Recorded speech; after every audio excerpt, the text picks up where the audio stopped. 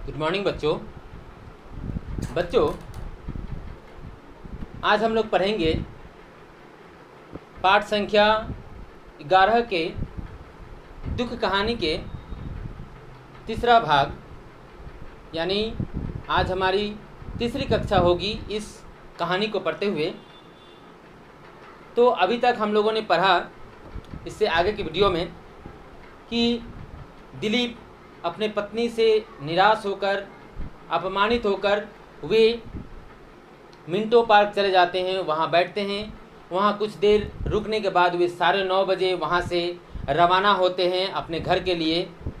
वे 9:30 बजे जब उस पार्क से निकलते हैं तो देखते हैं कि रास्ते पर कोई आदमी, ना कोई किसी प्रकार का व्यक्ति वहाँ पर चल रहा होता है या कुछ दिखाई देता है। सिर्फ दिखाई देता है कि रास्ते पर बल्ब लगे हुए हैं, वे प्रकाशित कर रहे हैं सड़क को, और उस बल्ब के नीचे, उस बिजली के नीचे बहुत सारे पतंगे वहाँ पर मंडरा रहे हैं, यानी घूम रहे हैं। कुछ बाएं की तरफ घूम रहे हैं, कुछ दाएं की तरफ घूम रहे हैं, कुछ विपरीत घूम रहे हैं, कुछ बैठे हुए हैं। इस प्रकार के वे कार्य कर रहे हैं। तो अभी हम आगे की भाग पढ़ेंगे। पेज नंबर 77, पृष्ठ संख्या 77, जिसके लास्ट पैराग्राफ से हम लोग शुरू करेंगे आज की पढ़ाई। तो बच्चों, सभी लोग अपने अपने किताब को निकाल लो और साथ में एक पेंसिल भी रखना, ताकि जहां मैं बोलूँगा वहां पर अंडरलाइन कर लेना और जो कठिन शब्द होंगे उनका अर्थ लिख लेना। कह रहे हैं कि जब वे रास्ते पर आ रहे थे तो उन्होंने क्या देखा कि एक लैंप के नीचे से आगे बढ़ने पर उसकी छोटी परछाई उसके आगे फैलती चलती। ज्यों-ज्यों वह लैंप से आगे बढ़ता, परछाई चलकर पीछे हो जाती, पीछे हो जाती। कहने कि वह जब अपने साइकिल को, वे साइकिल पर चढ़कर नहीं जाते थे, बल्कि साइकिल को अपने हाथों से पकड़े हुए ठेलता ठेलता, यानी ढकेलता ढकेलता वे जा रहे थे, यानी पैदल जा रहे थे। तो कह रहे कि जब वे किसी लैंप के नीचे से वे आगे बढ़ते तो उनकी परछाई जो था वे आगे की तरफ दिखाई देता था, यानी छोटी सी परछाई। यानी मानो बल्ब इधर है, अगर जब हम इसे जाएंगे तो वह देखना पहले छोटी परछाई होती है, जितना दूरी तक हम जाएंगे उतना लंबा परछाई हमारे हो जाते हैं। तो वैसे ही वे जब लैंप के नीचे से वे चलते तो छोटे परछाई दिखाई देते थे उनके, और जैसे वे लैंप से काफ़ी दूरी तक पहुंच जाते तब उनकी परछाई काफ़ी बड़े हो जाते और परछाई पीछे भी हो जाते, क्योंकि एक लाइट क्रॉस करने के बाद दूसरी लाइट आ जाते थे, तो दूसरी लाइट के प्रतिबिंब से वे पीछे का परछाई वे दूर तक दिखाई देते थे। बीच बीच में वृक्षों की टहनियों की परछाई उसके ऊपर से होकर निकल जाती। कह रहे कि बीच बीच में जो रास्ते पर बड़े बड़े पेड़ पौधे होते थे, वृक्ष होते थे, उनकी परछाई भी कभी कभी उनके ऊपर पड़ते थे, दिखाई देते थे। सड़क पर पड़ा प्रत्येक भीगा पत्ता लैंपों की किरणों का उत्तर दे रहा था। कह रहे कि सड़क पर, यानी जो रास्ते पर जो भीगा हुआ पत्ता वृक्ष के गिरे हुए थे वहाँ पर, तो उस पत्ते में पानी होते थे, पानी से भीगा होता था। तो वह बल्ब का जो प्रकाश था वे उस पत्ते के जरिए वह अपना जवाब देता था। क्या जवाब देता था? कि उत्तर देता था कि देखो, तुम्हारा प्रकाश मेरे पत्ते पर भी झलक रहा है ना। उत्तर देता था, यानी जैसे आईने में हम लोग कोई बल्ब वगैरह जलाते हैं या टॉर्च जलाते हैं तो देखना उसका जो रोशनी होता है वे प्रतिबिंब होकर दूसरे तरफ दिखा देते, यानी वही जवाब देना, टक्कर देना। दिलीप सोच रहा था, मनुष्य के बिना भी संसार कितना व्यस्त और रोचक है। कह रहे हैं कि दिलीप रास्ते पर चलते चलते वे सोच रहे थे, क्या सोच रहे थे? कि मनुष्य यानी इंसान जो है, इंसानों के बिना भी संसार कितना व्यस्त और रोचक है। कह रहे हैं कि इंसान इस संसार में, इस पृथ्वी में सिर्फ इंसान ही कोई एक सुंदर वस्तु नहीं है। हाँ, एक अमूल्य वस्तु है ही, लेकिन इसके अलावा, यानी इंसानों के अलावा भी और भी बहुत सारे पेड़ पौधे, पत्ते हैं, फूल हैं, कीट पतंगे हैं, पशु पक्षी हैं, जंतु जानवर हैं, जिनके अलावा यह संसार सुंदर दिखाई नहीं देते।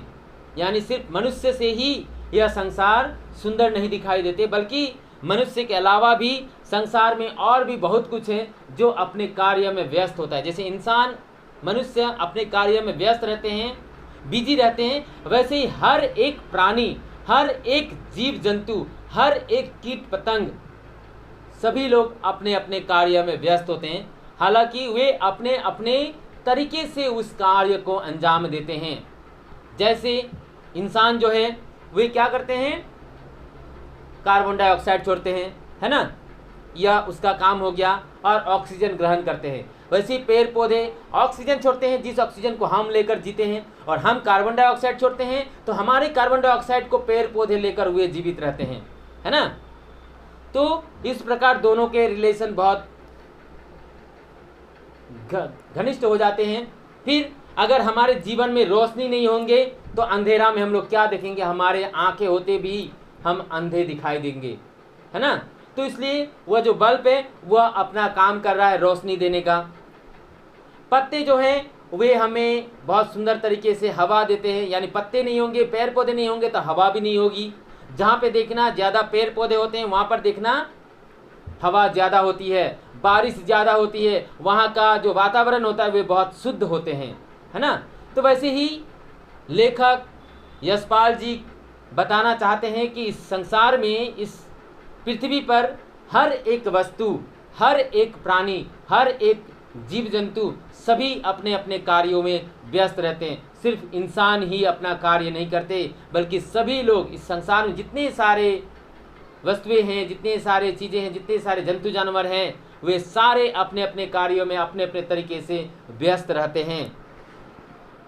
कुछ कदम आगे बढ़ने पर सड़क किनारे नींबू के वृक्षों को की छाया में कोई श्वेत सी चीज दिखाई दी। यानी कि कुछ कदम, यानी उस लैंप, यानी जो रास्ते पर लैंप जल रहे थे, लाइट जल रहे थे, उससे कुछ कदम दूर चलने के बाद, बढ़ने के बाद सड़क किनारे नींबू के वृक्ष, यानी लेमन जो होता है ना, नींबू के वृक्ष के नीचे, सॉरी वृक्ष के छाया में कोई श्वेत सी चीज दिखाई देना। श्वेत यानी सफेद, श्वेत अंडरलाइन, उसके ऊपर लिख दो सफेद, है ना।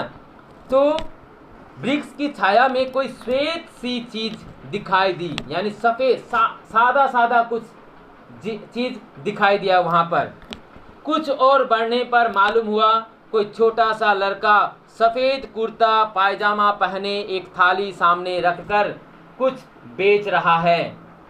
यानी कि कुछ आगे बढ़ने पर मैंने देखा कि एक छोटा सा बच्चा, यानी छोटा सा बच्चा, वे सफ़ेद कुर्ता पहने हुए, सफ़ेद यानी सादा रंग का व्हाइट कलर का कुर्ता पहने हुए और पायजामा पहना हुआ, एक थाली को सामने रखकर, यानी थाली एक था जिसमें हम लोग खाना वाना खाते हैं ना, बर्तन, वे थाली में कुछ सामान रखकर वे क्या कर रहा था, बेच रहा था, बिक्री कर रहा था। तो वे जो कुछ दूर चलने के बाद जो उन्हें एक सफ़ेद नींबू के छाया में एक सफ़ेद श्वेत रंग का कुछ दिखाई दे रहा था, जब वे और थोड़े दूर उनके पास जब पहुँचे तो देखा उस नींबू के वृक्ष के छाया में एक छोटा सा बच्चा, छोटा सा लड़का सफ़ेद कुर्ता और पायजामा पहने हुए सड़क के किनारे एक थाली पर एक बर्तन में वे कुछ लेकर बेच रहा था। वे इतनी रात को, यानी करीबन 9:30 बजे वे मिंटो पार्क से निकले थे ना दिलीप जी, तो अभी वे कम से कम मानो 10 बजे तक वहाँ पहुँचे होंगे, या 9:45, 9:40 भी हो सकते हैं, 50 भी हो सकते हैं। तो मानो इस समय के आसपास उस रास्ते पर वह छोटा सा बालक, छोटा सा बच्चा थाली पर कुछ लेकर बेच रहा था। क्या बेच रहा था हम लोग आगे देखेंगे, और क्यों बेच रहा था वह भी देखेंगे। कि बचपन में गली मोहल्ले के लड़कों के साथ उसने अक्सर खोमचे वाले से सौदा खरीद कर खाया था। यानी कि बचपन में, कौन, किसके बचपन, दिलीप के बचपन, यानी दिलीप जब छोटे थे, यानी जब बचपन में वे खोमचे वाले के साथ, खोमचे वाले यानी जो घूम घूम कर बेचते हैं, जो पोटला में यानी कागज़ में बारो मजा होते हैं, पकोड़े होते हैं, और भी समोसे होते हैं, और भी बहुत सारे मिठाई वगैरह होते हैं, जो क्या करते हैं टोकरी में ले लेकर वे क्या करते हैं कागज़ में दे देकर बेचते थे। तो वैसे ही दिलीप को उस बच्चे को देखकर उनका बचपन याद आ जाता है कि बचपन में उन्होंने भी इसी प्रकार खोमचे वालों के पास जाकर वे खरीद कर खाते थे, सौदा करते थे कि 1 रुपया में इतना दे दो, 2 रुपये में इतना दो, है ना। ऐसी प्रकार वे सौदा यानी बार्गेनिंग या फिर खरीदारी करते थे। अब वह इन बातों को भूल चुका था, यानी कि अब वे उन बातों को भूल चुके थे। क्यों? क्योंकि वे अब बड़े हो गए हैं, है ना। वे अब बड़े हो गए हैं, यह सारी बातें उनको याद नहीं था, भूल गए थे। पर आज उस छोटे से बच्चे को देखकर उनका बचपन भी याद आ चुका था।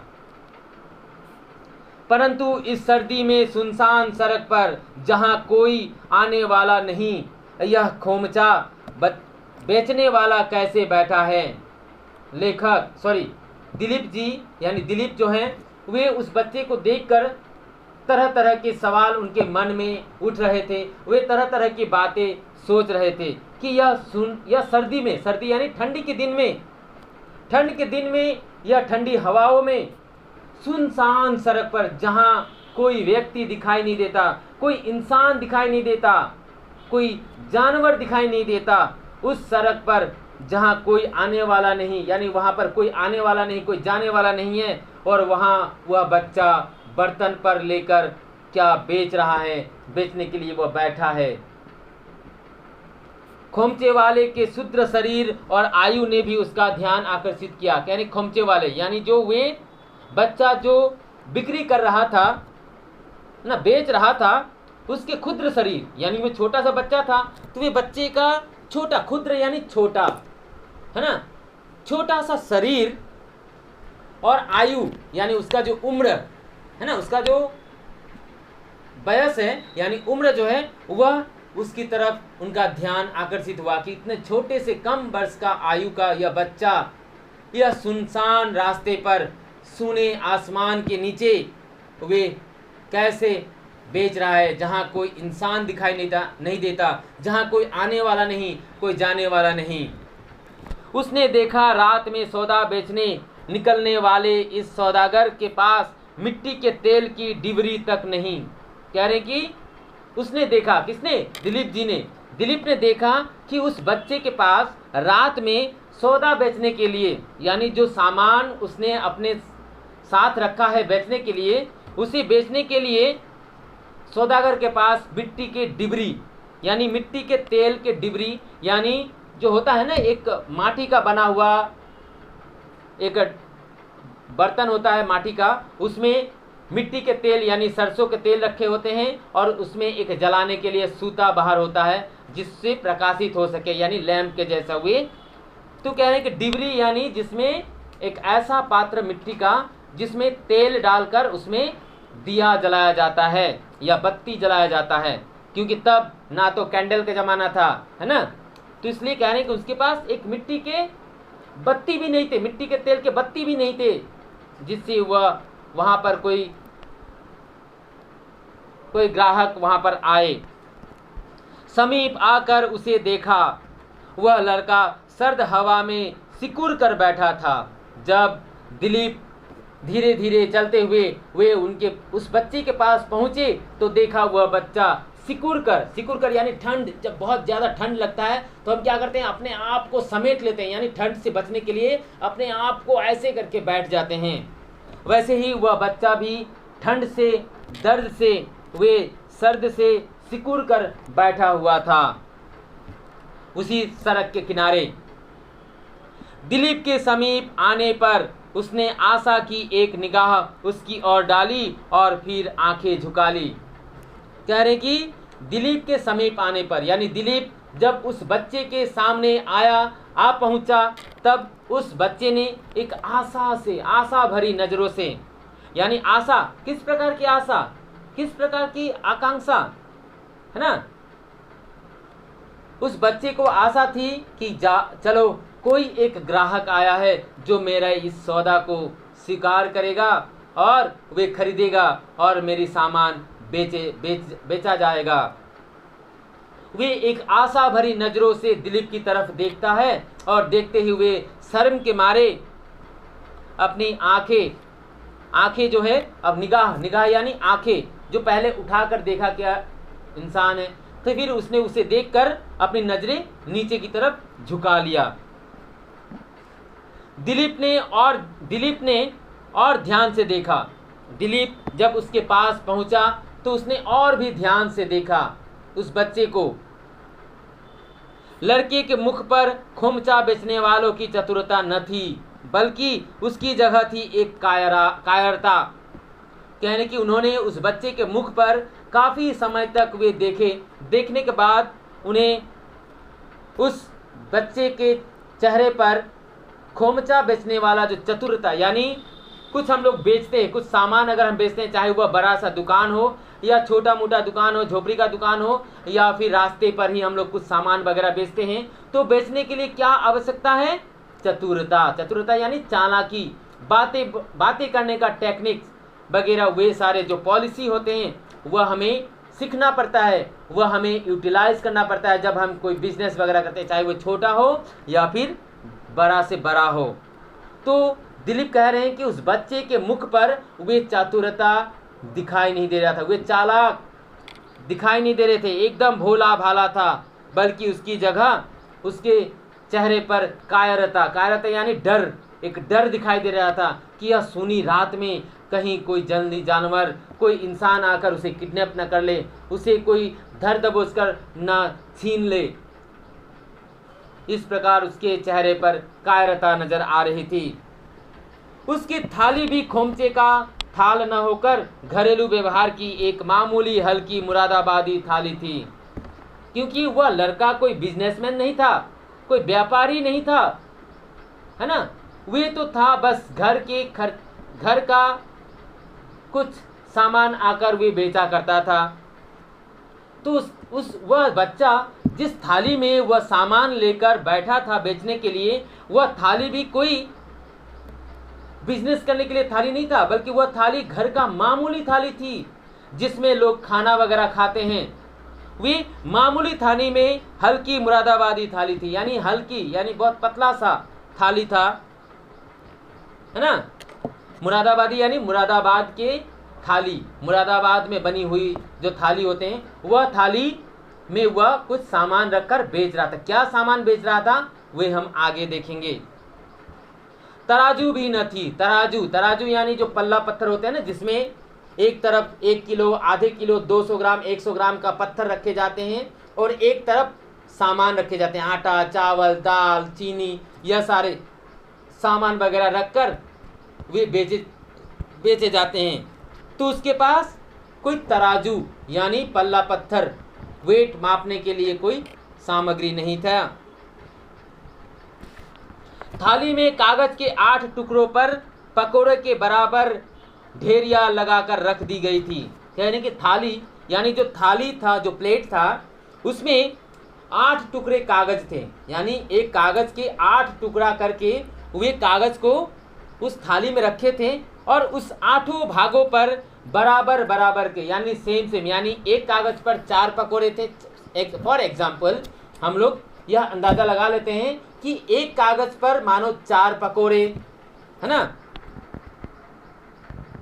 दूसरे कागज पर फिर 4 पकोड़े, तीसरे कागज पर फिर 4 पकोड़े, चौथे, 5वें, 6ठे, 7वें, 8वें, सभी में वे 4 पकोड़े समान हिस्से से रखे हुए हैं।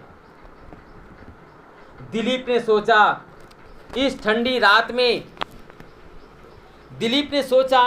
ठंडी रात में हम 2 व्यक्ति बाहर हैं।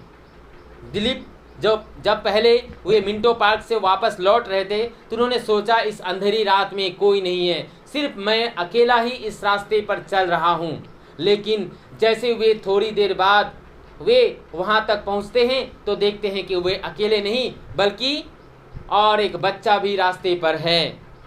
तो उन दोनों के अलावा उस रास्ते पर कोई नहीं था।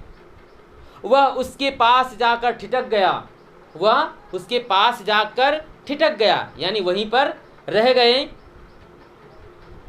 मनुष्य मनुष्य में कितना भेद होता है, परंतु मनुष्यत्व एक चीज़ है जो कभी कभी भेद का सब दीवारों को लांघ जाती है। दिलीप के समीप खड़े होते देख लड़के ने कहा, यानी जब दिलीप उस बच्चे के सम्मुख जाकर पहुंचते हैं तो बच्चा उनको, यानी कि मनुष्य मनुष्य में यानी इंसान में कोई भेद नहीं होता, कोई अंतर नहीं होता, कोई डिफरेंस नहीं होता। बस डिफरेंस होता है अपने मन के, है ना। इंसान सभी हैं, मेरे भी 2 हाथ पाँव है, 2 आंखें हैं, 2 कान हैं, तुम्हारे भी 2 हाथ है, 2 कान है। वैसे ही है, जैसा मेरा सृष्टि हुआ है वैसे ही आपका भी सृष्टि हुआ है, सभी का सृष्टि हुआ है। लेकिन कभी कभी इंसान भी अपने तरीके से दूसरे को अंतर निकालता रहता है। तो बच्चों, आज की वीडियो में यानी आज के क्लास में हम यहीं तक पढ़ते हैं। आगे का जो भाग है वह हम आगे की कक्षा में पढ़ेंगे, यानी कक्षा 4 में पढ़ेंगे। यह हमारी कक्षा 3 थी। तो इसमें हम लोगों ने देखा कि जब दिलीप अपने साइकिल लेकर पैदल वे रास्ते पर चलता जाता अपने घर की तरफ चलता है, तो रास्ते पर वे एक छोटा सा बच्चा दिखाई देता है जो सफ़ेद कुर्ता पाजामा पहने हुए एक नींबू के पेड़ के छाया में बैठा हुआ थाली पर पकोड़ा बेचता है। इससे आगे का भाग हम लोग आगे की कक्षा में पढ़ेंगे। धन्यवाद।